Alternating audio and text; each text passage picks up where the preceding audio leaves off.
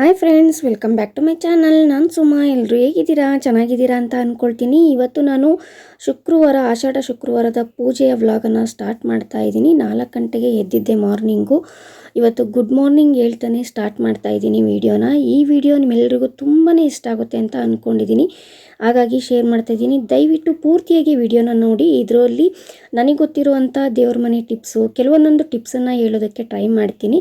ಅದಕ್ಕಾಗಿ ಹೇಳ್ತಾ ಇದ್ದೀನಿ, ಪೂರ್ತಿಯಾಗಿ ವಿಡಿಯೋನ ನೋಡಿ. ಇಷ್ಟ ಆದರೆ ಲೈಕ್, ಶೇರ್, ಕಮೆಂಟನ್ನು ಮಾಡಿ. ಹಾಗೆಯೇ ಯಾರಿನ್ನೂ ನನ್ನ ಚಾನಲ್ನ ಸಬ್ಸ್ಕ್ರೈಬ್ ಮಾಡದೆ ನೋಡ್ತಾ ಇದ್ದೀರಿ, ದಯವಿಟ್ಟು ಸಬ್ಸ್ಕ್ರೈಬ್ ಮಾಡಿಕೊಂಡು ಸಪೋರ್ಟ್ ಮಾಡಿ ಅಂತ ಕೇಳ್ತಾ ಇವತ್ತಿನ ವಿಡಿಯೋನ ಸ್ಟಾರ್ಟ್ ಮಾಡ್ತಾ ಇದ್ದೀನಿ. ಇವಾಗ ಟಿಪ್ಸ್ ವಿಷಯಕ್ಕೆ ಬಂದರೆ ಒಂದು 5ರಿಂದ 6 ಟಿಪ್ಸನ್ನು ಹೇಳ್ತೀನಿ. ಅದರಲ್ಲಿ ಎಷ್ಟು ಸರಿ ಎಷ್ಟು ತಪ್ಪು ಅನ್ನೋದನ್ನು ಕಮೆಂಟಲ್ಲಿ ತಿಳಿಸಿ ನನಗೆ. ಯಾಕಂದರೆ ನಾನು ಬೇರೆಯವ್ರ ಹತ್ರ ಎಲ್ಲ ಕೇಳಿ ತಿಳ್ಕೊಂಡಿರೋವಂಥದ್ದು, ಹಂಗಾಗಿ ಹೇಳ್ತಾ ಇರೋದು. ಅದನ್ನೆಲ್ಲನೂ ನಾನು ಕೂಡ ಇವಾಗ ಪಾಲಿಸ್ತಾ ಇದ್ದೀನಿ ಆದಷ್ಟು. ಅದಕ್ಕಾಗಿ ನೀವು ಕೂಡ ತಪ್ಪಿದ್ರೆ ಇದು ತಪ್ಪು ಅಂತ ಹೇಳಿದ್ರೆ ನಾನು ಕೂಡ ಯಾರು ಜಾಸ್ತಿ ಜನ ಏನು ಹೇಳ್ತಾರೆ ಅದನ್ನು ನಾನು ತೊಗೊಳಕ್ಕೆ ಟ್ರೈ ಮಾಡ್ತೀನಿ. ಬೆಳಿಗ್ಗೆ ಎದ್ದೊಳ್ತಿದ್ದಂಗೆ ತುಂಬ ಅಂದರೆ ತುಂಬ ತಲೆನೋಯ್ತಾ ಇತ್ತು. ಹಂಗಾಗ್ಬಿಟ್ಟು ಸ್ವಲ್ಪ ಬಿಸಿನೀರನ್ನೇ ಕುಡ್ಕೋತಾ ಇದ್ದೀನಿ, ಇನ್ನೇನು ಮಾಡೋಕ್ಕಾಗಲ್ಲ ಅಂತ. ಆಮೇಲೆ ಕಾಫಿ ಏನಾದರೂ ಕುಡ್ಕೊಂಡು ಒಂದು ಟ್ಯಾಬ್ಲೆಟ್ ತಿನ್ನೋಣ ಅಂತ. ಇವಾಗ ಅಮ್ಮನೂ ಎದ್ದು ಬಂದಳು. ರಾತ್ರಿನೇ ಹೇಳಿದ್ದೆ ನಾನು ಅವಳಿಗೆ, ಹಂಗಾಗ್ಬಿಟ್ಟು ಪಾಪ ಅವಳು ಹೆಲ್ಪ್ ಮಾಡೋಕ್ಕೆ ಅಂತೇಳಿ 4 ಗಂಟೆಗೆ ನನ್ನ ಜೊತೆನೇ ಎದ್ದು ಬಂದಿದ್ದಾಳೆ.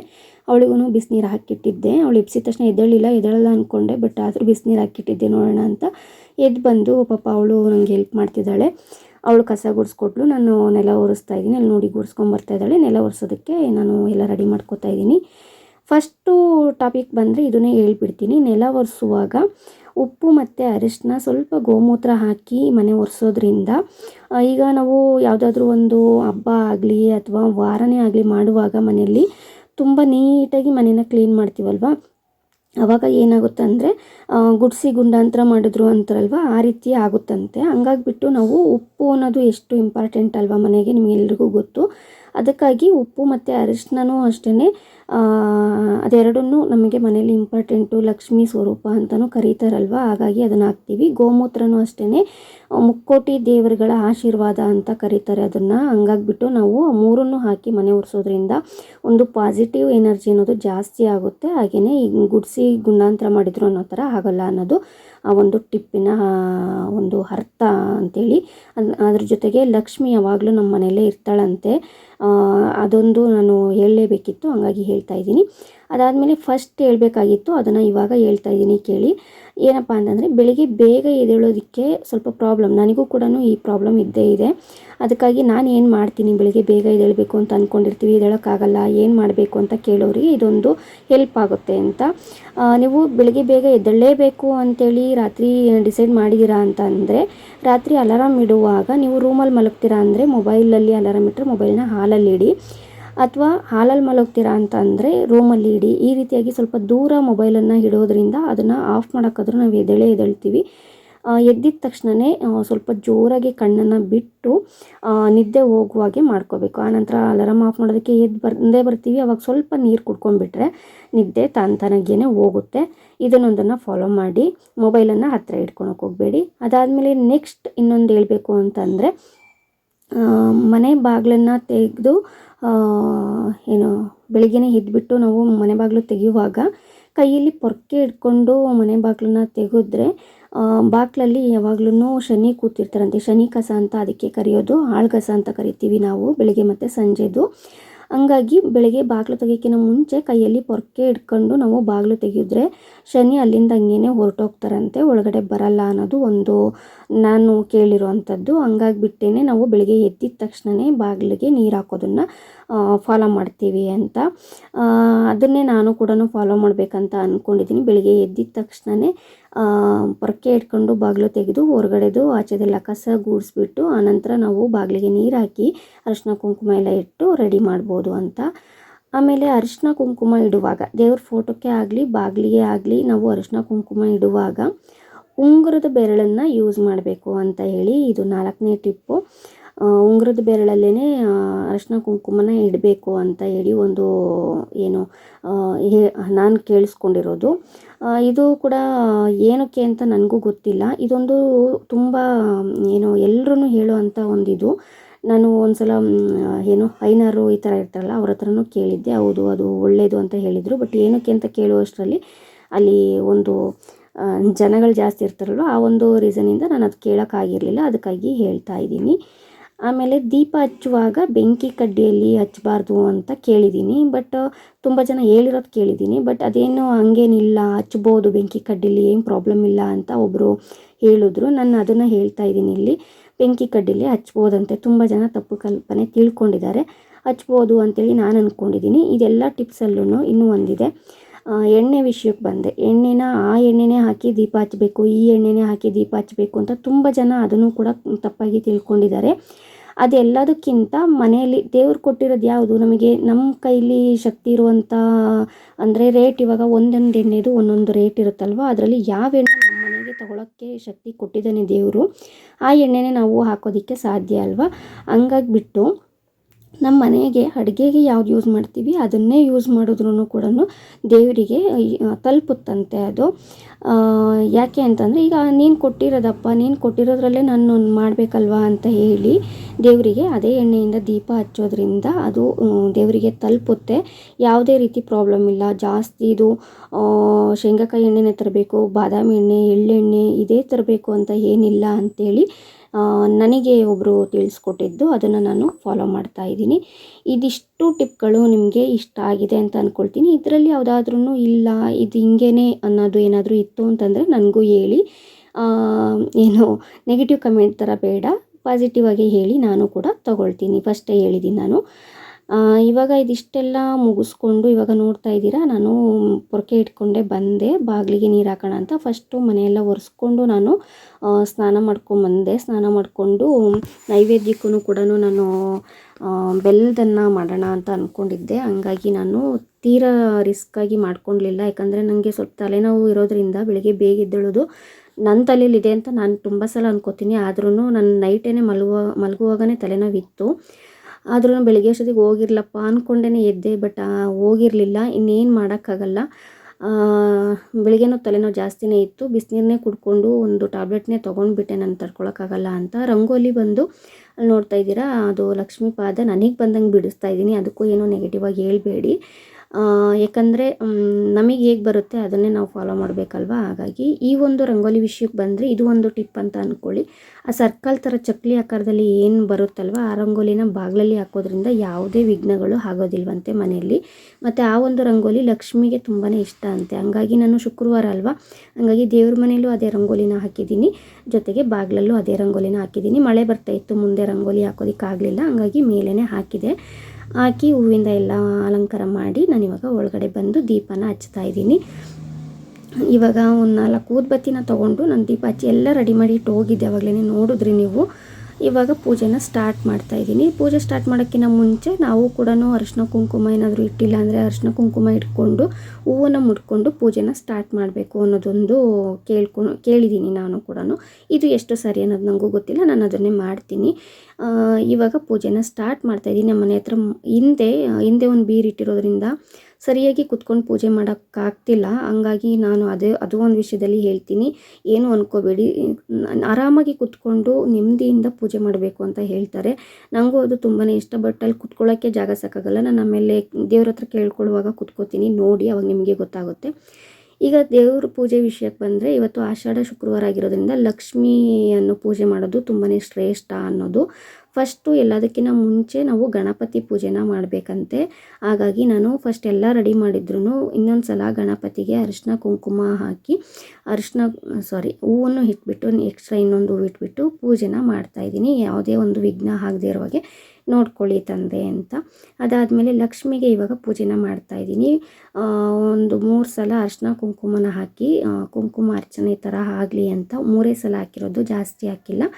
ಹಾಕಿ ಇವಾಗ ಮತ್ತೆ ಸಪ್ರೇಟು ಹೂವನ್ನು ಮುಡಿಸಿ ನಾನು ಪೂಜೆನ ಮಾಡ್ತಾಯಿದ್ದೀನಿ ಲಕ್ಷ್ಮಿಗೆ. ಇನ್ನೊಂದು ಏನಪ್ಪ ಅಂದರೆ, ರಾತ್ರಿ ತುಂಬ ಜೋರು ಮಳೆ ಬರ್ತಾ ಇರೋದ್ರಿಂದ ಹೊರಗಡೆ ಹೋಗಿ ಏನು ತೊಗೊಂಬರೋಕ್ಕಾಗಲಿಲ್ಲ. ಪೂಜೆಗೆ ಬೇಕಾಗಿರೋದು ತೆಂಗಿನಕಾಯಿ, ವೀಳ್ಯದೆಲೆ, ಬಾಳೆಹಣ್ಣು ಯಾವುದನ್ನು ತೊಗೊಳಕ್ಕಾಗಲಿಲ್ಲ. ಹಂಗಂತ ನನಗೆ ಪೂಜೆನ ನಿಲ್ಲಿಸೋದಕ್ಕೂ ಮನಸ್ಸಿರಲಿಲ್ಲ. ಹಂಗಾಗಿಬಿಟ್ಟು ನಾನು ವೀಡಿಯೋನ ಸರ್ಚ್ ಮಾಡೋಕ್ಕೆ ಸ್ಟಾರ್ಟ್ ಮಾಡಿದೆ, ಅದೆಲ್ಲ ಬೇಕೇ ಬೇಕಾ ಅಂತ. ಯಾಕಂದರೆ ಲಕ್ಷ್ಮಿನ ಪೂಜೆ ಮಾಡ್ತಾರದಲ್ವ ಅಂತ. ಅದಾದಮೇಲೆ ಒಂದು ವೀಡಿಯೋದಲ್ಲಿ ನಾನು ಯಾವಾಗಲೂ ನೋಡ್ತಾ ಇರ್ತೀನಿ. ಆ ಒಂದು ವಿಡಿಯೋದಲ್ಲಿ ನೋಡಿದೆ ಲಕ್ಷ್ಮಿ ಫೋಟೋ ಇದ್ರೂ ಪೂಜೆ ಮಾಡ್ಬೋದು ಅಂತ.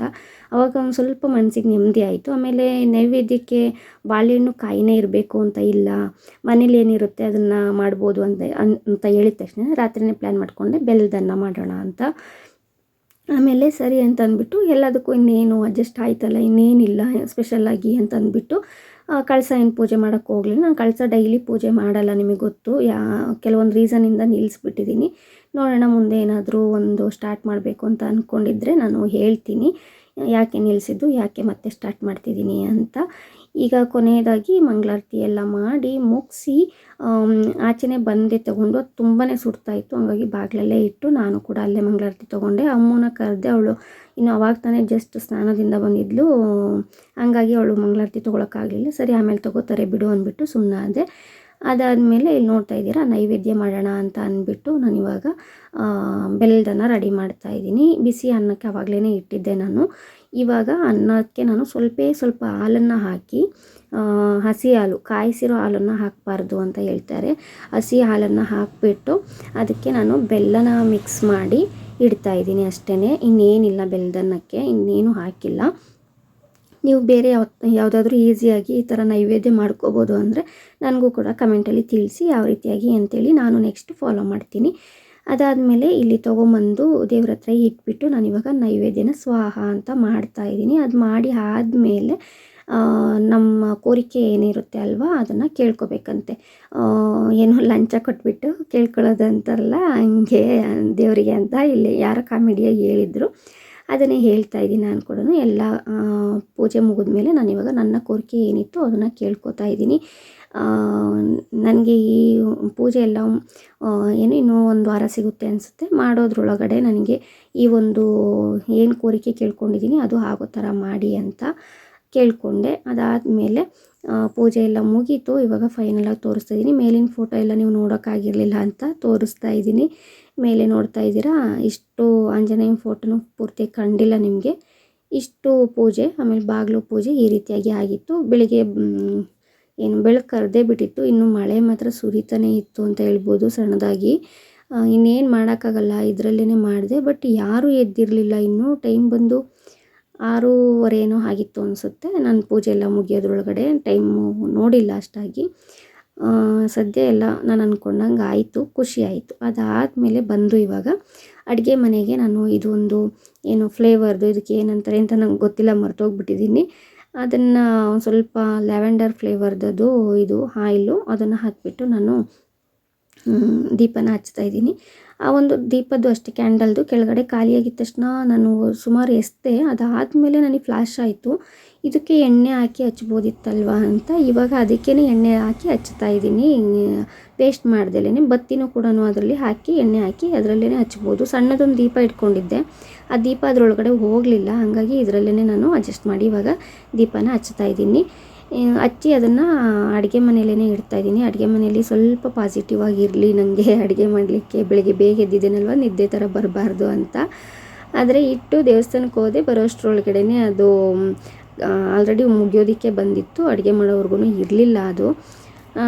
ಸರಿ ಹೋಗಲಿ ಅಂತ ಅಂದ್ಬಿಟ್ಟು ಇದೆಲ್ಲ ನೋಡಿ ಇವಾಗ ತೆಗೆದ್ಬಿಟ್ಟು ಫುಲ್ಲು ರಾತ್ರಿನೇ ಮನೆಯೆಲ್ಲ ಕ್ಲೀನ್ ಮಾಡಿ ಇಟ್ಟಿದ್ದೆ. ಅಲ್ಲಿ ಅಕ್ಕಿ ರೊಟ್ಟಿ ಕಾಣಿಸ್ತಾ ಇದೆ ನೋಡಿ, ಅಕ್ಕಿ ರೊಟ್ಟಿಗೆ ಏನಾದರೂ ಪಲ್ಯ ಚಟ್ನಿ ಏನಾದರೂ ಮಾಡಬೇಕಿತ್ತು ಅಷ್ಟೇ.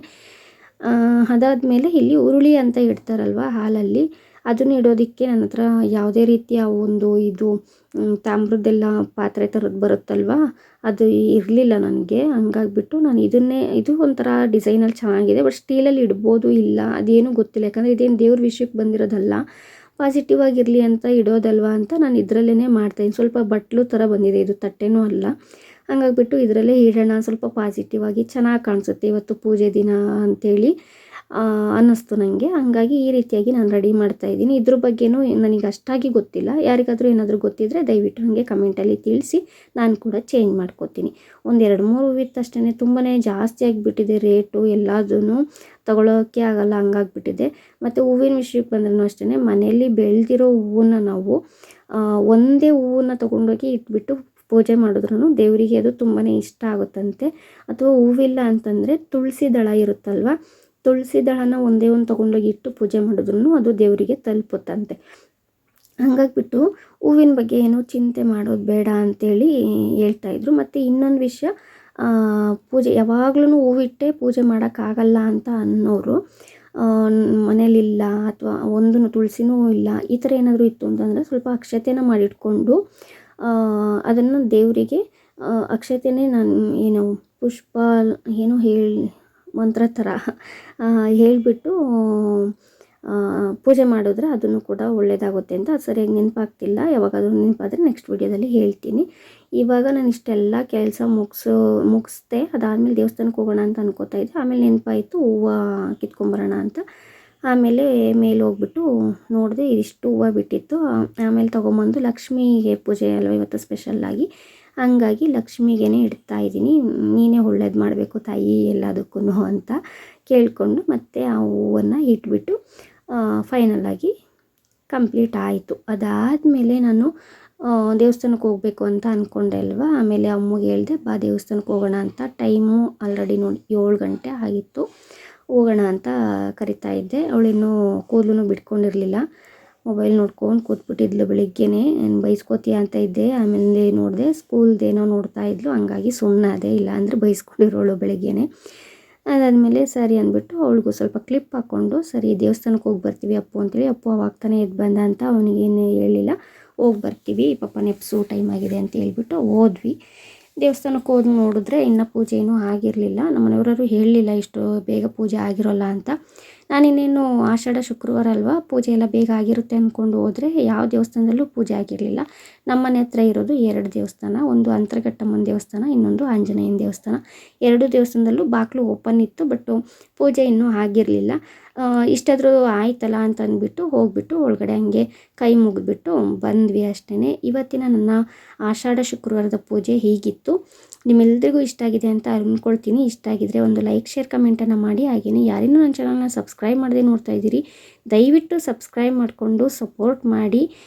ಈ ಥರ ಒಂದು ತುಂಬ ವೀಡಿಯೋಗಳನ್ನು ಮಾಡಬೇಕು ಅಂತ ತುಂಬಾ ಡ್ರೀಮ್ ಇಟ್ಕೊಂಡಿದ್ದೀನಿ. ನಿಮ್ಮ ಒಂದು ಸಪೋರ್ಟ್ ಇಲ್ಲದೆ ನಾನು ಏನೂ ಮಾಡೋದಕ್ಕಾಗೋದಿಲ್ಲ, ಹಾಗಾಗಿ ಕೇಳ್ತಾ ಇದ್ದೀನಿ, ದಯವಿಟ್ಟು ಸಬ್ಸ್ಕ್ರೈಬ್ ಮಾಡ್ಕೊಳ್ಳಿ. ಸಬ್ಸ್ಕ್ರೈಬ್ ಮಾಡ್ಕೊಳ್ಳಿ, ನೋಡೋದ್ರಿಂದ ನೀವೇನು ದುಡ್ಡು ಕೊಡಬೇಕಾಗಿಲ್ಲ ಅಲ್ವಾ, ಹಂಗಾಗಿ ಹೇಳ್ತಾ ಇದ್ದೀನಿ, ದಯವಿಟ್ಟು ಸಬ್ಸ್ಕ್ರೈಬ್ ಮಾಡ್ಕೊಳ್ಳಿ. ಸಿಗ್ತೀನಿ ನೆಕ್ಸ್ಟ್ ವೀಡಿಯೋದಲ್ಲಿ. ಟೇಕ್ ಕೇರ್, ಬಾಯ್ ಬಾಯ್.